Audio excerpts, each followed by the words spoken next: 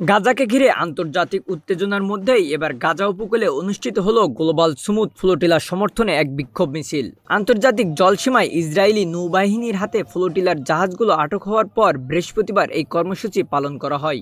Video ফুটেজে দেখা গেছে শত শত মানুষ রাস্তায় নেমে মিছিল করছে, কেউ ঢোল বাজাচ্ছে, কেউ বিভিন্ন দেশের পতাকা উড়াচ্ছে। যেসব দেশের নাগরিকরা গাজার অবরোধ ভাঙার অভিযানে অংশ নিয়েছিলেন, বিক্ষোভকারীদের অনেকে আন্দোলনকারীদের গ্রেপ্তারের দৃশ্য পুনরায় অভিনয় করতেও দেখা যায়, যা পুরো ঘটনাকে আরও প্রতীকী ও আবেগঘন করে তোলে। গ্লোবাল স্মুথ ফ্লোটিলার মুখপাত্র নূর সাদ বলেন, এই মানবিক ফ্লোটিলার মূল উদ্দেশ্য ছিল পশ্চিমা বিশ্বের কাছে গাজার মানুষের কণ্ঠ পৌঁছে দেওয়া। ইসরায়েল হয়তো ভেবেছে তারা এই প্রচেষ্টা থামিয়ে দিয়েছে, কিন্তু বাস্তবে আটক হওয়া আন্দোলনকারীরাই এখন নিজ নিজ দেশে গাজার রাষ্ট্রদূত হয়ে উঠবেন। এদিকে বন্দীদের হাত বাঁধা অবস্থায় মাটিতে হাঁটু গেড়ে বসিয়ে রাখার দৃশ্য সামাজিক যোগাযোগ মাধ্যমে ব্যাপকভাবে ছড়িয়ে পড়ে। ঘটনাটি আন্তর্জাতিক মহলে ব্যাপক সমালোচনার জন্ম দেয়। আরও একটি ভিডিওতে দেখা যায় ইসরায়েলের জাতীয় নিরাপত্তা মন্ত্রী বেন গভির বন্দীদের উপহাস করছেন বলে অভিযোগ করেছেন।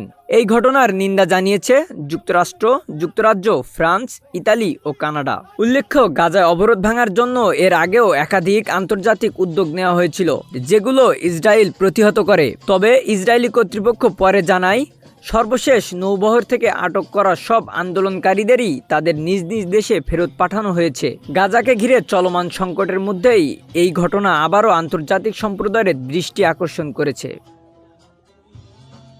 Desk report, news flash 71।